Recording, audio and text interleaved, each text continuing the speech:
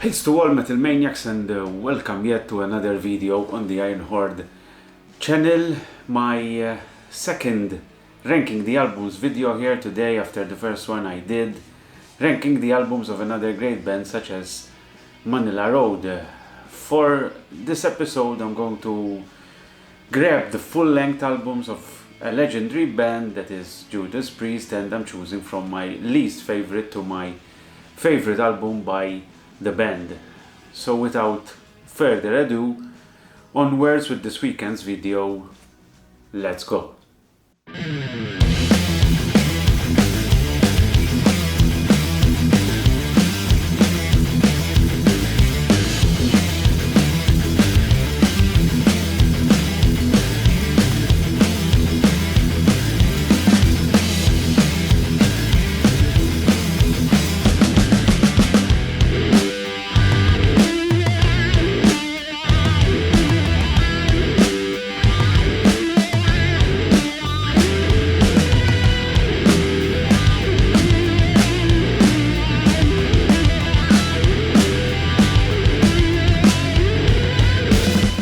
Thanks for joining us again for this video. If you're new here, the aim of this channel is to review albums, festivals, suggest bands, delve in the cultural aspect of heavy metal in general and more. So if you're interested in this content, please consider supporting this channel by subscribing, liking and sharing our videos on social media. So a little bit of introduction to the band, not that they need any, as those who are watching should already be quite familiar with Judas Priest.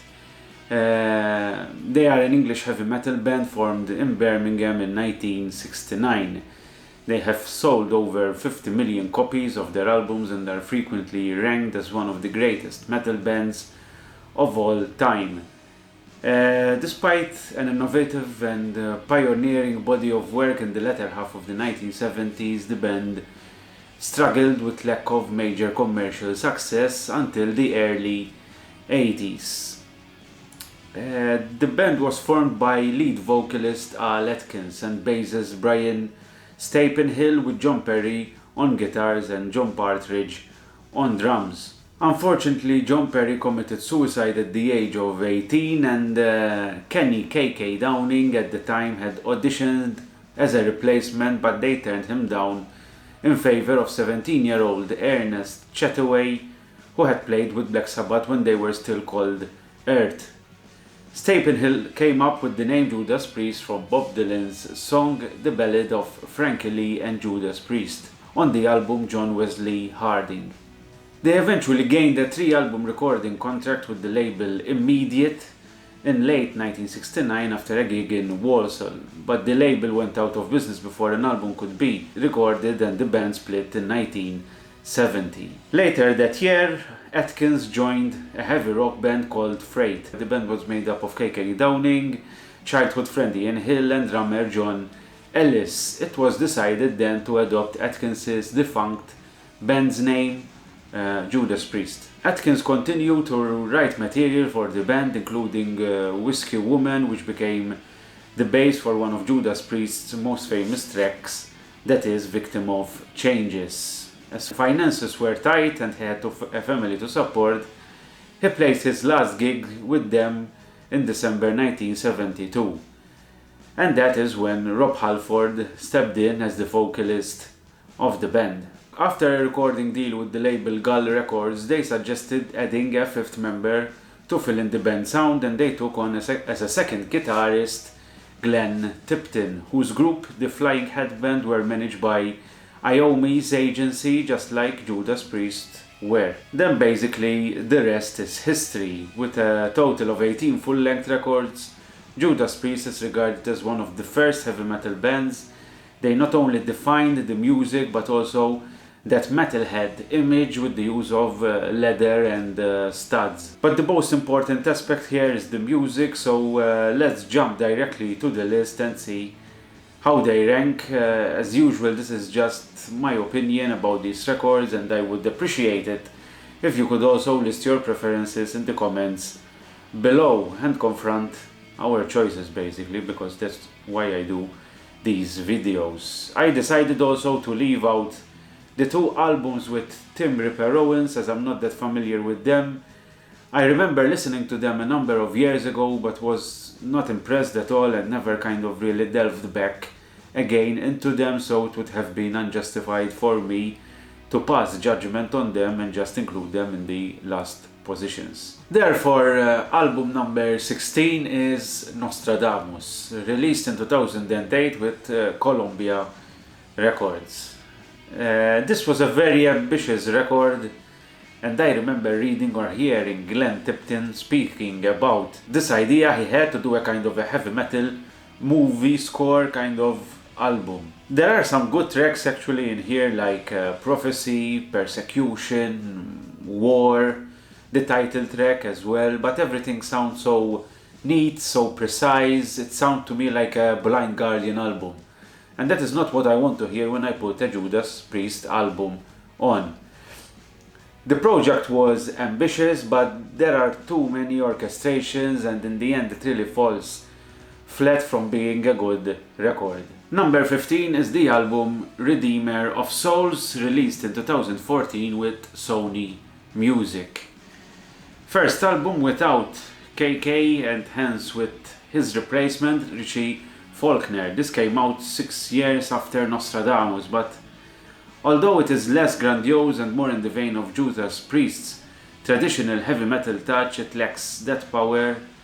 I was and still am very unimpressed with Rob's performance on some of the tracks here. He kind of sounds as he lacks enthusiasm, and this album is maybe the only time I have had this feeling from all the records involving him. Another problem with this record is that it could have been trimmed down to around 45 minutes. Some tracks tend to drag on a bit unnecessarily, and I think musicians with that experience should actually notice these issues. I see this often when musicians grow older. For some reason the tracks and albums get longer. Another band with a similar trajectory is none other than Iron Maiden. They kind of want to outdo themselves, whereas on many occasions straight to the point, no frills metal track is what is needed. Some good tracks from this album are definitely Halls of Valhalla, Down in Flames and Crossfire. Number 14 is the album Angel of Retribution, released in 2003 with Sony Music.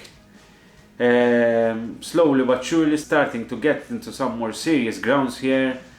This was the comeback album by Rob Halford after the 11-year stint out of the band. And to open the album with a track such as Judas Rising makes the hair on the back of my neck stand. Rob is the only voice for me for Judas Priest, and for him to come back to his nest was the only obvious thing to do. All that power is really felt in this track. Great production also on here, just clean enough without sounding too polished and still retaining that crunch on the guitars. The bass sound is quite inaudible though, but this is not something new in many productions, unfortunately. Anyways, this crunch in the music really comes out on tracks such as Hell Rider, which is another highlight here. Demonizer as well is a very good track, and Angel is a beautiful ballad, a perfect balance of acoustics, music, whilst not overdoing it with the cheesiness. Possibly Priest's best ballad ever. And then the closer, Loch Ness, with its 30 minutes of doom metal, dare I say. I remember being very surprised the first time I heard this track, because I wasn't expecting this kind of sound. Anyway, a solid album with some fillers, but most importantly an album that brought Rob back again with the rest of the guys where he belongs. Number 13 is the album Turbo, released in 1986 with CBS Records. First album from the 80s on this list, and although I put this in the 13th position, I dare to say that in general this is quite an underrated record, and even the two other albums following this one in this list can be categorized together as underrated. But let me start with this one first, and let me say I just love the inclusion of the 80s synth sound in this record. Judas Priest really knew how to include these touches in these records without sounding too much but yet encapsulating the vibe of that decade. I was born in the 80s and obviously got to discover the band many years later, but yet whenever I hear the title track here, it really takes me back to my childhood. And let me tell you, that is the power of sound and music in general. Truly, it's like a time machine. Also, as a live band, Judas Priest were on fire here. Just check them out on the Fuel for Life tour. For me, the pinnacle of their live performances. This record was originally planned as a double album called Twin Turbo, but eventually they decided to trim it down to one album. Some of the leftover tracks were reworked for the other album, Ram It Down. Another interesting fact is that the producers of the movie Top Gun asked for the song Reckless to be included in the soundtrack, but they wanted it to be an exclusive, so the band ended up refusing and decided to keep it on the album instead. In his 2018 autobiography, KK Downing writes that he regrets this decision. Highlight tracks on this record for me are Turbo, like I mentioned, Locked In, and Out in the Cold as well is a great track. And in the 12th position we have the album Point of Entry, released in 1981 with Columbia Records. This is where Judas Priest started moving a bit more towards the more radio-friendly sound. Before this there was British Steel, it also had those moments, but on this record I think everything was done on purpose, unlike the previous one, but I'll get deeper into that when we reach that album on this list. The opening track, Heading Out to the Highway, has become a classic track. It is one of those tracks that has remained in their setlist throughout the years. Desert Plains is another great track which sounded much heavier when it was played live, and even Solar Angels deserves a mention on here. It's a great track as well. Anyways, most of the music here is like Turbo. I feel that the music, it's kind of perfect for driving, easygoing, some great guitar leads, catchy riffs, and over-the-top melodic vocals. In fact, I love putting this and the Turbo in my car, perfect road driving soundtrack. And the third album from this group of underrated records, along with Turbo, along with Point of Entry, and now Ram It Down. Positioned in number 11 on my list, and an album released in 1988 with Columbia Records. As I indicated previously, this can be referred as Turbo Part 2, tracks like Ram It Down, Hard as Iron, Monsters of Rock, and Love You to Death were composed during the sessions for Turbo.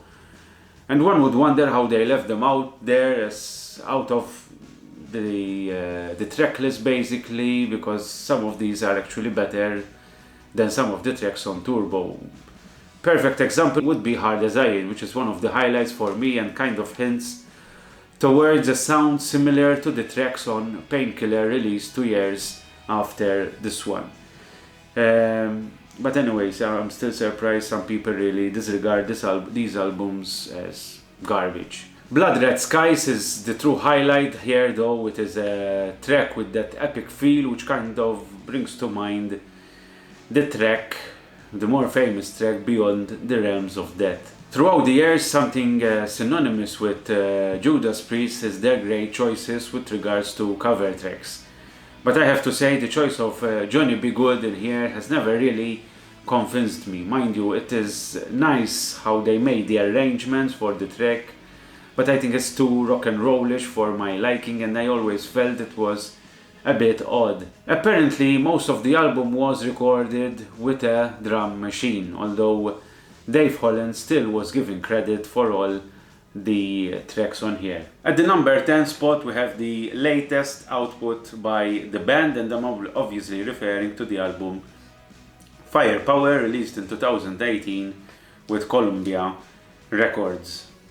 I think most of us will agree that after Painkiller, the band was inconsistent in their outputs. Some great tracks here and there, but also a lot of filler tracks. The production implemented in these records was most of the times too clean, and this hurt the Judas Priest sound, turning them into just another band on most occasions. Then came their latest record, Firepower. I wasn't expecting much in reality, but I have to say that this turned out to be a very good album, and even now, after the space of a few years, it is still a pleasure to put it on. The tracks are quite short and to the point. In fact, my favorite here is the shortest track, which is No Surrender, but tracks like Firepower, Necromancer, Traitor's Gate, all very up-tempo and amongst the best on here. Lone Wolf is another take by Judaspriest towards doom metal, and Sea of Red is a very nice and calm way to close off another great record. Who knows if this is and will be their last one. Apparently there's more to come. Number 9, and now from the last record we pass to the first full length ever by the band, which is A Rolla, released in 1974 with Gull Records. A time where priests were still playing that classic rock style reminiscent of Led Zeppelin and more proto-metal bands such as Serial Baltimore, Hard Stuff, Dust, etc. I did a video with the essential albums from this era, which I'm linking up here. Check that out because it has plenty of gems in it, so I know you wouldn't want to miss on those as well. In general, this is a very underrated record, kind of dismissed because it doesn't incorporate a heavy sound, which would slowly and steadily creep in the band's sound with each and every subsequent release. One for the Road, Cheater, the title track are all great rocking tracks. Run of the Mill is a beautiful rock ballad with a magnificent guitar solo. Although the highlight track for me here is Never Satisfied, which is sometimes still included in the band's set list. And we have arrived to number 8, and things start getting a bit more difficult now. Anyways, it is the turn of British Steel, released in 1980 with CBS Records. Possibly the album that really projected the band to become a commercial success. It was kind of the middle ground between the Judas Priest of the 70s and what they would become in the 80s. This record holds some of the fan favorites like Breaking the Law obviously and Living After Midnight. Other highlight tracks such as Rapid Fire and Grinder as well, and some lackluster tracks such as You Don't Need to Be Old to Be Wise and United. I was never very much into those tracks. The album closes off with The Rage and Stealer, which are okay tracks, so all in all this is a good record, but I don't feel it to be one of the band's best. Kind of a middle ground, and that's why it's in 9th position as well. On the 7th spot we have one of Priest's favorite all-time record, and that is Painkiller, released in 1990 with Columbia Records. Now it would be no surprise really if I told you that this record was my introduction to the band. The first track was actually Between the Hammer and the Anvil. That was the first track I ever heard by Judas Priest. But what would probably surprise you is that I have only put it in 7th place, and as good as I think it is hugely overrated compared to the rest of the band's discography. There are definitely some killer tracks on here, such as the title track that really kicks your teeth in from the very first notes. Hell Patrol, Nightcrawler, the aforementioned Between the Hammer and the Anvil, and One Shot at Glory are all great, really great tracks. The thing with this record is that most of the tracks really follow the same formula all throughout. It is like the same track packed in a different way. This is not necessarily a bad thing per se, since most of the tracks here are great, but it also be the reason why I never really rated this one high as other albums. I'll explain further about this in the next albums and the difference between this and the remaining records which I rate higher than Painkiller. And in the 6th position I decided to put the album Killing Machine, released in 1978 with CBS Records. Released a few months later in the US under the name of Hellbent for Leather as the label, due to the current war situation involving the US didn't feel the name of the album was appropriate and feared that sales would be low because of the name. Possibly, I think, the most underrated Judas Priest album ever. An album with so much character and attitude that really was a defining moment for me in heavy metal. From the very first notes on delivering the goods, you can really feel this power. In my younger days, I would appreciate the 80s Priest mostly, but as I grew older, I started to appreciate the 70s Priest much more, and this record is one of those that really exemplifies the greatness of their music in this era. Evening Star is definitely another highlight for me, just like Running Wild, Burning Up, Killing Machine, and the classic Hellbent for Leather. Last but not least, Before the Dawn, a nice ballad which really fits nicely with the whole album. And before I forget, Judas Priest best cover ever, the Green Manalishi, which was included only on the US version. Fleetwood Mac original with the Judas Priest treatment that turned out so well. My favorite cover by them, definitely. In fifth place, I decided to include Defenders of the Faith, released in 1984 with CBS Records. 40 minutes of pure and unbridled heavy metal, a lesson on how a metal album should be. Before, during Painkiller, I said I will explain further regarding the track sounding the same throughout that record. The formula is more or less the same here, but each track has its own identity. It has its own peculiarity, which makes it stand out from the rest. And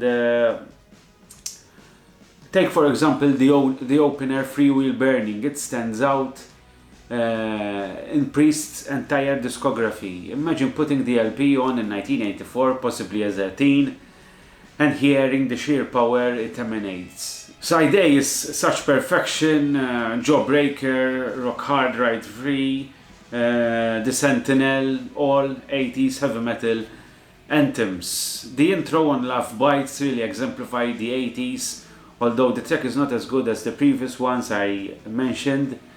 And the rest of the tracks are also very good, which takes this record amongst the best of Priest's discography. If you want heavy metal, this is it. And just missing out from the podium, in fourth place we have Screaming for Vengeance, released in 1982 with CBS Records. All that I said about Defenders of the Faith can be attributed to this record. The slight difference is that I find this record to be a bit more consistent throughout, and because the intro of the Hellion and the Electric Eye is one of the best intros to any heavy metal album ever. That is so good. All tracks are exceptional as far as I'm concerned. No fillers here. Great production that really accentuates the guitar duo of Tipton and Downing. They both were, I feel, on fire during this period, churning riff after riff and great guitar leads. This is when their legacy for me was cemented. I really like Ian Hill's contribution on bass guitar here as well. He was always kind of behind the scenes member of the band with regards to execution of the tracks, but there are some parts here where he goes out of his comfort zone and aids the tracks quite a bit. I wished he was this involved on other albums as well, as he deserves his moments to shine as well. Definitely one of heavy metal's landmark albums, no questions asked. This is the real deal. And on the lowest part of the podium, therefore in third place, we have Sin After Sin, released in 1977 with Columbia Records. I have always felt that this record was a great influence on the new wave of British heavy metal scene. The style of the music, kind of hard rock but with heavier and with more power, is what younger bands at the time wanted to emulate. And when you see such an amazing record as a target, you're bound to release amazing music. For sure, Judas Priest were pushing the boundaries here, considering that we're speaking about 1977, where basically none of the hard rock bands were playing music with such power, but mostly focusing on a more bluesy take of hard rock. The opener Sinner is a perfect example. Call for the Priest, Starbreaker, Raw Deal as well. possibly the most famous cover they made, which is Diamonds and Rust. A special mention to Dissident Aggressor as well, which is probably my favorite on this record. Anyways, this is a masterpiece from a time when heavy metal was still being formed. An album which helped shape heavy metal for sure. And in second place, and this was quite a challenge to tell you the truth, didn't know if I was going to put this album first or second, but finally I decided to put Set Wings of Destiny as a runner-up, released in 1976 with Gull Records. And to think Gull Records weren't going to offer the band another record deal after A Rolla due to the bad sales at the time. If I described the previous records as landmark albums of heavy metal, this is for me a landmark album of music in general. From the great cover art to tracks like the opener, Victim of Changes, Dreamer Deceiver, Tyrant, The Ripper, truly classic tracks of rock and metal world. An album that shouldn't just be listened by, but adored. I made a more detailed review of this record in one of my Album of the Week episodes, which I'm linking up here as well. Check it out, as there are some interesting anecdotes related to this record. And now the number one spot, the album that I believe defines Judas Priest, the album that encompasses the hard rock beginnings mixed with the power of heavy metal, and I'm speaking about Stained Class, released with Columbia Records. As you might have noticed by now, I often mention in particular the opening tracks of these albums. I firmly believe that the band really gave a lot of thought on which track to choose as the opening one, as almost every time they are really amongst the best ones on the record. And on this record it is no different, those pounding drums by quite possibly the best drummer the band has ever had in Les Binks. On the track Exciter really let you know, if there ever was the need to, that this is the real deal. Les Binks was also present on Killing Machine, and on here contributed to the songwriting of one of the best tracks in heavy metal ever, in Beyond the Realms of Death. A semi-ballad which catches up with a great riff around the midsection of the track. Even speaking about it kind of gives me goosebumps. A track that makes you thank the gods that you're able to appreciate heavy metal and hence music such as this one. White Heat, Red Hot, Saints in Hell, the title track, and one of my favorites in the track Heroes End. Not to mention the great cover of Spooky Tooth, Better By You, Better By Me, which ended up serving them a few days in court after a lawsuit was filed against the band in the James Vance case in 1990.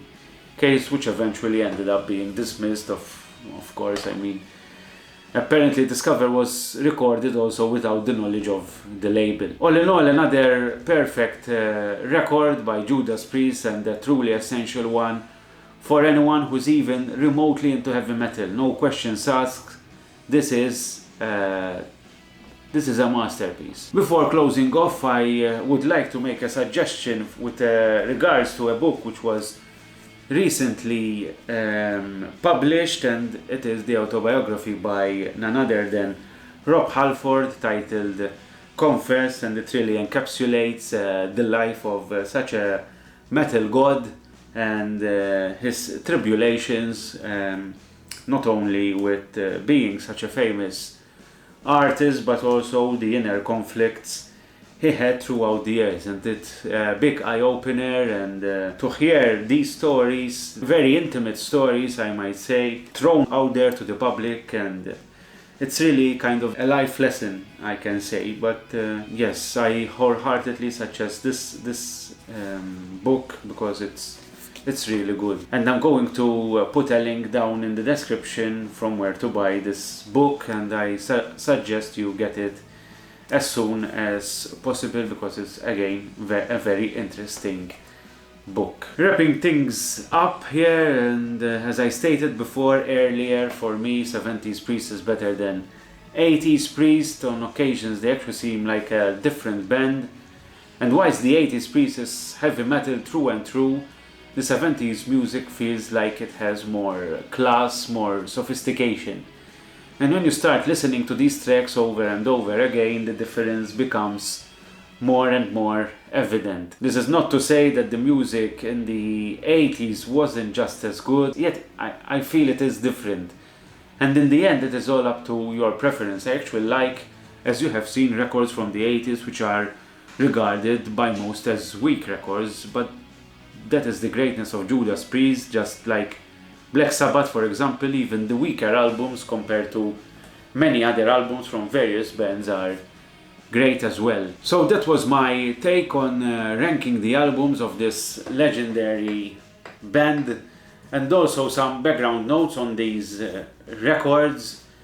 Let me know if you agree with me in the comments below, or if you do not agree with me, list your ranking of the albums. Let's see how they compare. As I told you, this is why we do these videos. Don't forget to subscribe, like, share the video, click on the bell. It is very important that you support us in this way. It costs nothing, so I urge you to do it as well. Check out the affiliate links in the description. As I said, a small commission for us, no extra expenses for you. Nothing more to say, stay safe and metal on. Cheers!